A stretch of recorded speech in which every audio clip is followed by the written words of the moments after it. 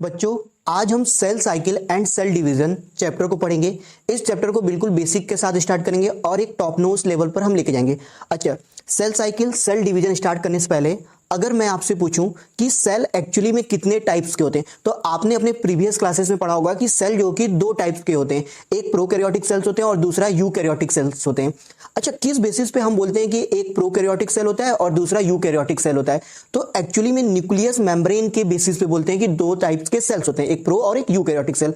इस चीज को मैं आपको लिख के दिखाता हूं।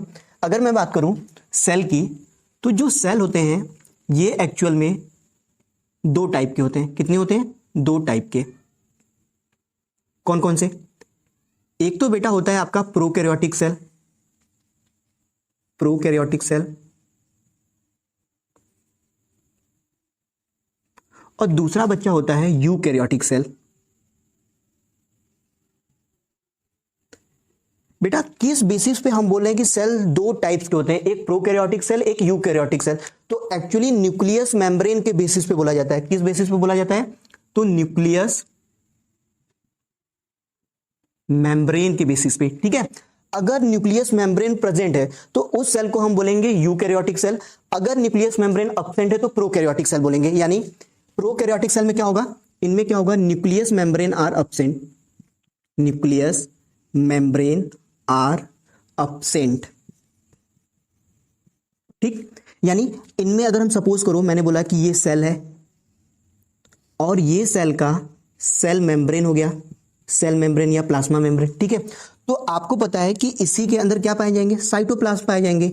ये रहा पूरा साइटोप्लाज्म।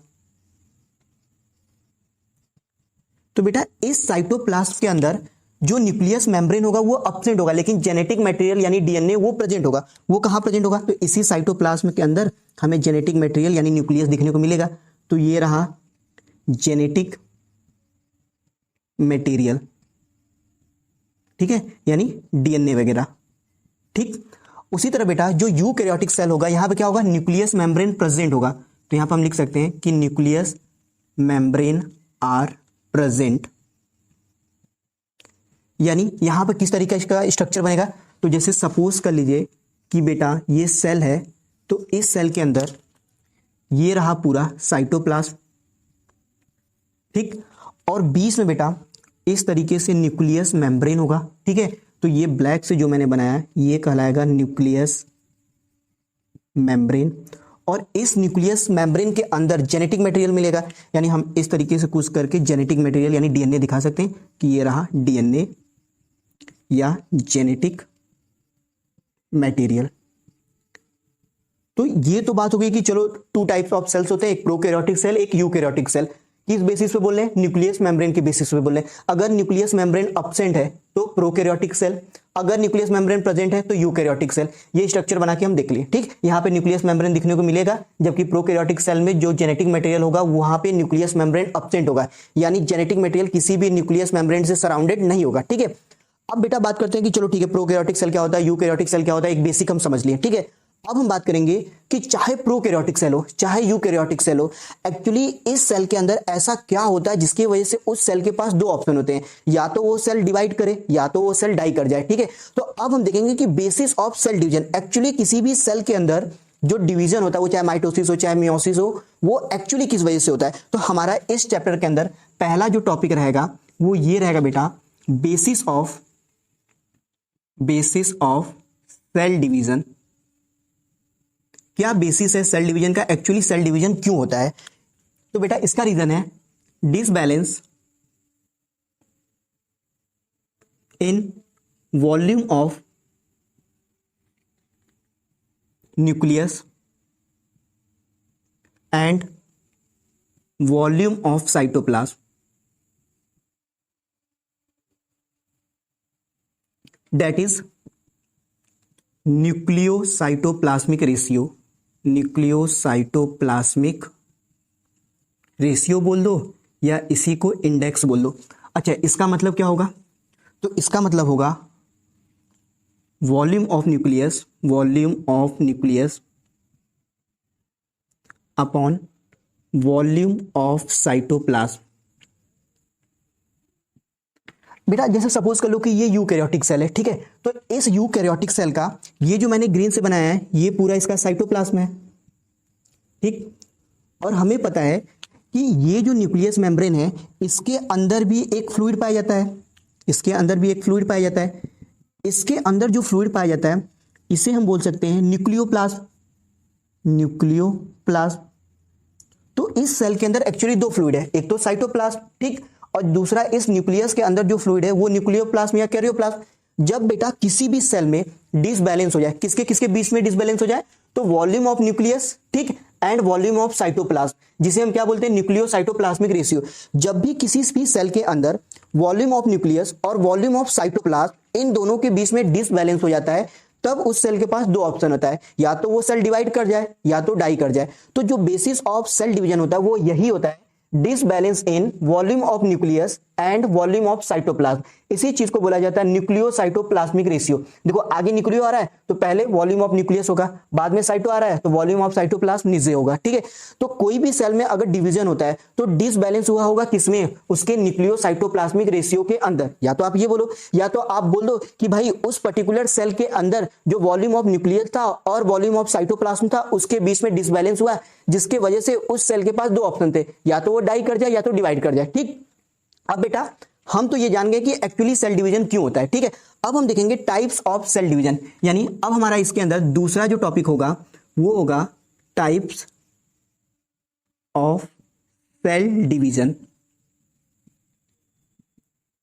बेटा ये एक्चुअली में तीन टाइप्स के होते हैं, कितने होते हैं, तीन टाइप्स के होते हैं।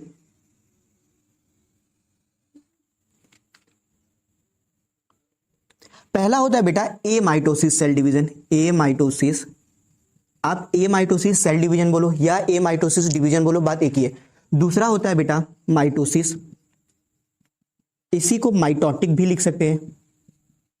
और तीसरा बच्चा होता है मियोसिस, इसी को हम मियोटिक डिवीजन भी लिख सकते हैं, ठीक है। अब बच्चा जो ए माइटोसिस डिवीजन होता है इसी का दूसरा नाम होता है, ए माइटोसिस डिवीजन को ही बोला जाता है डायरेक्ट डिवीजन। क्या बोला जाता है, डायरेक्ट डिवीजन। जबकि माइटोसिस हो या मियोसिस हो इन दोनों को ही क्या बोला जाता है, इनडायरेक्ट डिवीजन बोला जाता है। तो मैं इन दोनों को साथ में खींच के लिख सकता हूं कि इन्हें बोला जाता है इनडायरेक्ट डिवीजन। तो एक्चुअली में सेल डिवीजन कितने टाइप्स के होते हैं, तीन टाइप्स के होते हैं। पहला ए माइटोसिस, दूसरा माइटोसिस, तीसरा मियोसिस, ठीक है।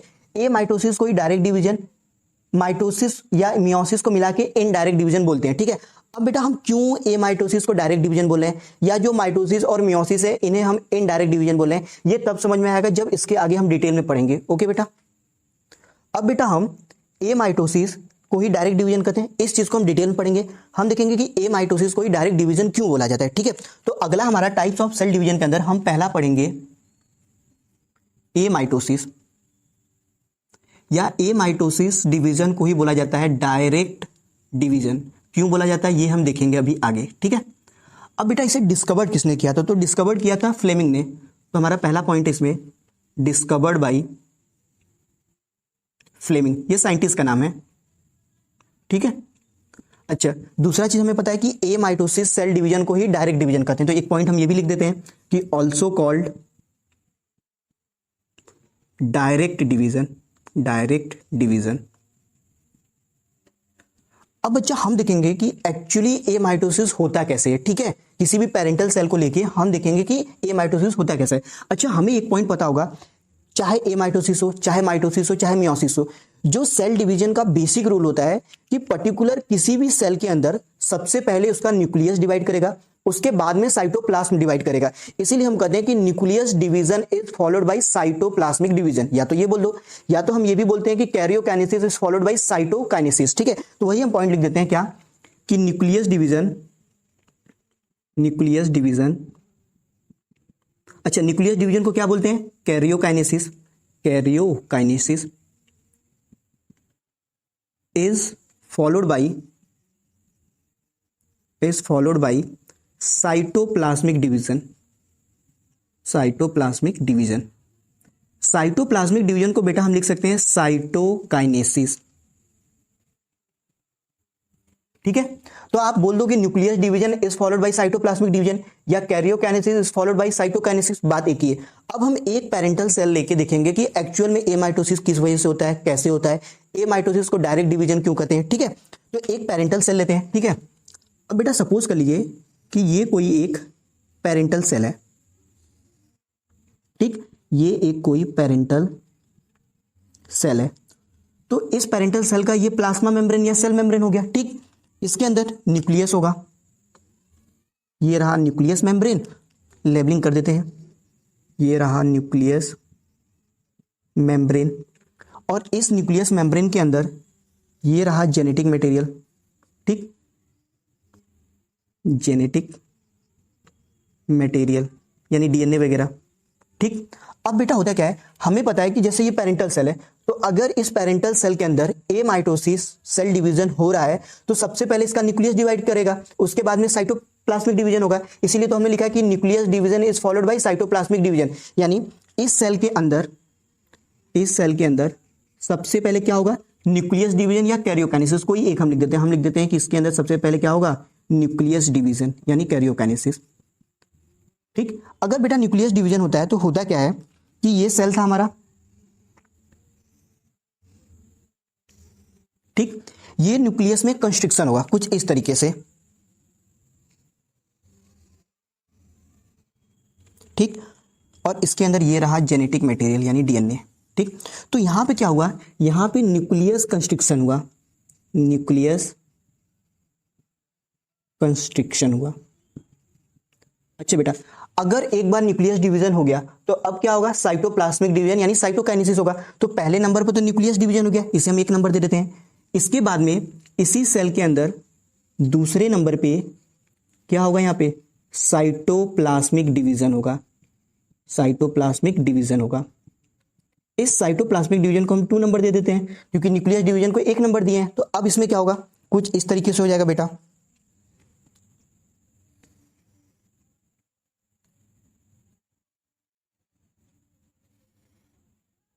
ये हमारा सेल था, ठीक है, और ये रहा न्यूक्लियस में कंस्ट्रिक्शन हुआ था, इसके अंदर जेनेटिक मटेरियल था, वो जेनेटिक मटेरियल हम दिखा देते हैं। ठीक, अब इसके न्यूक्लियस में कंस्ट्रिक्शन हुआ है तो हमें कुछ इस तरीके से दिखाना होगा, ये रहा साइटोप्लाज्मिक कंस्ट्रिक्शन, यानी यहां पे हम बोल सकते हैं कि अब यहां पे क्या हुआ है, जैसे न्यूक्लियस कंस्ट्रिक्शन यहां पे हुआ था तो यहां पे हुआ है साइटोप्लाज्मिक कंस्ट्रिक्शन। ठीक है, जैसे ही बेटा न्यूक्लियस डिवीजन और साइटोप्लाज्मिक डिवीजन कंप्लीट होगा, अब ये सेल आगे चल के फाइनली 2 डॉटर सेल के अंदर डिवाइड हो जाएगा। जैसे सपोज करिए एक डॉटर सेल ये है और दूसरा डॉटर सेल ये है। ठीक है, फिर इसके अंदर ये रहा न्यूक्लियस मेम्ब्रेन, इसके अंदर ये रहा न्यूक्लियस मेम्ब्रेन, इसके अंदर ये रहा जेनेटिक मटेरियल और इसके अंदर ये रहा जेनेटिक मटेरियल। तो टोटल हमें 2 डॉटर सेल मिल गए, 2 डॉटर सेल मिल गए।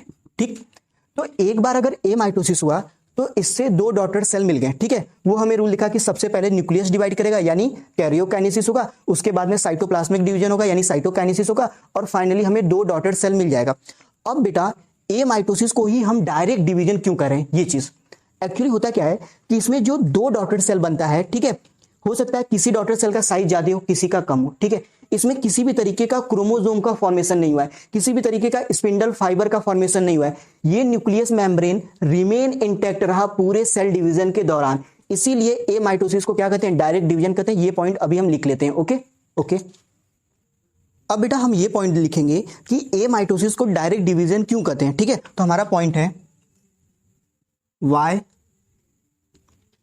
ए mitosis division are called direct division. क्यों हम ए माइटोसिस डिवीजन को डायरेक्ट डिवीजन बोल रहे हैं, ठीक है, क्यों, क्योंकि बेटा हमने देखा इसमें किसी भी तरीके के क्रोमोसोम का फॉर्मेशन नहीं हुआ। तो पहला पॉइंट इसमें हम सिंपल सा लिख सकते हैं, no chromosome formation, no chromosome formation. अच्छा, उसी के साथ साथ बेटा जब मैं आपको माइटोसिस और मियोसिस पढ़ाऊंगा तो मैं उसमें बताऊंगा कि जो सेंट्रियोल या सेंट्रोसोम होता है उस सेंट्रोसोम या सेंट्रियोल से स्पिंडल फाइबर निकलते हैं जो एक्चुअली रोल करते हैं कि प्रॉपर तरीके से सेल डिवीजन हो। इसमें किसी भी तरीके का स्पिंडल फाइबर का फॉर्मेशन नहीं होता है। तो एक पॉइंट हम ये भी लिख सकते हैं, क्या? No spindle fibre formation. अच्छा, जो स्पिंडल फाइबर होता है, ये स्पिंडल फाइबर किस प्रोटीन से बना होता है? तो एक्चुअली में टिब्यूलिन प्रोटीन से बना होता है। ये हम आगे देखेंगे किस प्रोटीन से बना होता है। तो टिब्यूलिन प्रोटीन से बना होता है स्पिंडल फाइबर, ठीक है। उसी के दौरान बेटा ये न्यूक्लियस मेम्ब्रेन पेरेंटल सेल से लेके डॉटर सेल बनने तक रिमेन इंटैक्ट रहा। देखो न्यूक्लियस मेम्ब्रेन, इसमें भी ये ब्लू वाला न्यूक्लियस मेम्ब्रेन, डॉटर सेल में भी। तो न्यूक्लियस मेम्ब्रेन इंटैक्ट रहा पूरे सेल डिवीजन के दौरान, ये डिसअपीयर नहीं हुआ। तो थर्ड पॉइंट हम लिख सकते हैं, क्या? न्यूक्लियस मेम्ब्रेन रिमेन इंटैक्ट, ठीक है। तो इन्हीं 3 पॉइंट्स की वजह से, पहला नो क्रोमोसोम फॉर्मेशन, ठीक है, no spindle fibre formation, nucleus membrane remain intact, इन्हीं 3 वजह से हम ए माइटोसिस को डायरेक्ट डिवीजन बोलते हैं, ठीक है। अब बेटा हम देखेंगे कि ए माइटोसिस का क्या ड्रॉबैक है, ठीक है। तो अगला हमारा पॉइंट है ड्रॉबैक ऑफ ए माइटोसिस। बेटा पहला ड्रॉबैक तो यही है कि ए माइटोसिस के अंदर जो 2 डॉटर सेल बनते हैं, इनका जो साइज होता है वो यूजुअली अनइक्वल साइज होता है, ठीक है। तो पहला ड्रॉबैक हम यही लिखेंगे, the size of daughter cell may be unequal, ठीक है। अच्छा, एक ड्रॉबैक तो ये है माइटोसिस का कि जो डॉटर सेल बनते हैं 2, उन दोनों ही डॉटर सेल का जो साइज होता है वो अनइक्वल होता है, ठीक है। दूसरा ड्रॉबैक क्या है बेटा? हो सकता है किसी एक डॉटर सेल के अंदर जो जेनेटिक मटेरियल यानी क्रोमेटिन है वो ज्यादा हो, किसी दूसरे डॉटर सेल के अंदर जेनेटिक मटेरियल यानी क्रोमेटिन कम हो, ठीक है। तो अगला हमारा पॉइंट है अनइक्वल डिस्ट्रीब्यूशन ऑफ क्रोमेटिन या जेनेटिक मटेरियल, कुछ भी लिख सकते हैं, मैं क्रोमेटिन ही लिख देता हूं, क्रोमेटिन फाइबर, ठीक है। तो इन 2 रीजन से हम बोल सकते हैं कि ए माइटोसिस उतना प्रॉपर सेल डिवीजन नहीं है।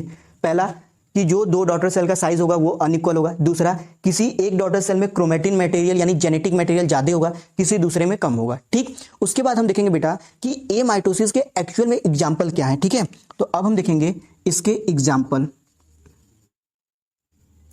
बेटा जो प्रोकैरियोट्स होते हैं, प्रोकैरियोट्स, और हमें पता है कि प्रोकैरियोट्स के अंदर बैक्टीरिया आते हैं या ब्लू ग्रीन एल्गी। अच्छा, ब्लू ग्रीन एल्गी का ही दूसरा नाम होता है साइनोबैक्टीरिया। क्या नाम होता है? साइनोबैक्टीरिया, ठीक है। उसी तरह बेटा अगर बात करें प्रोटोजोअन या प्रोटोजोआ के अंदर, तो पैरामीशियम हो गया, इनके अंदर ए माइटोसिस होता है, ठीक। उसी के साथ साथ जितने ओल्ड प्लांट सेल्स होते हैं उनमें होता है। तो थर्ड है हमारा ओल्ड प्लांट सेल। और फोर्थ ऑप्शन जो कि सबसे इंपॉर्टेंट है ए माइटोसिस में, जो कॉन्ड्रोसाइट्स होते हैं। कॉन्ड्रोसाइट्स क्या होते हैं बेटा? जो हमारे बॉडी के अंदर कार्टिलेज का फॉर्मेशन करते हैं, उन सेल्स को बोला जाता है कॉन्ड्रोसाइट, ठीक है। जैसे ये कार्टिलेज है, तो ये कार्टिलेज किसने बनाया होगा? कॉन्ड्रोसाइट। इसके हर एक सेल को हम कॉन्ड्रोसाइट कहेंगे। तो फोर्थ एग्जाम्पल है कॉन्ड्रोसाइट, ठीक। ये क्या होते हैं? ये कार्टिलेज फॉर्मिंग सेल्स होते हैं, ठीक। उसी के साथ साथ एक एग्जांपल और हमें याद रखना है, ऊपर लिख देता हूं, एक्स्ट्रा एम्ब्रियोनिक मेम्ब्रेन। तो ये 5 एग्जांपल हमें बताना चाहिए, 1 2 3 4 5। पहला एक्स्ट्रा एम्ब्रियोनिक मेम्ब्रेन, ये एम्ब्रियोनिक लाइफ में ही बनता है, ठीक है। तो एक्स्ट्रा एम्ब्रियोनिक मेम्ब्रेन भी किसका एग्जांपल है? ए माइटोसिस का। इनके अंदर ए माइटोसिस सेल डिवीजन होता है, ठीक। दूसरा प्रोकैरियोट्स में बैक्टीरिया हो गया, ब्लू ग्रीन एल्गी को ही साइनोबैक्टीरिया कहते हैं, ठीक है। उसके बाद प्रोटोजोन के अंदर पैरामीशियम, जितने भी ओल्ड प्लांट सेल हो गए, ठीक है। कॉन्ड्रोसाइट जो हमारे बॉडी के अंदर कार्टिलेज का फॉर्मेशन करते हैं, कार्टिलेज फॉर्मिंग सेल को ही बोला जाता है कॉन्ड्रोसाइट, ठीक है। तो यहाँ पे बच्चा आपका ए माइटोसिस बिल्कुल बेसिक के साथ एक टॉप नॉच लेवल तक कंप्लीट होता है, ठीक है। आगे हम माइटोसिस पढ़ेंगे। ओके बेटा, थैंक यू।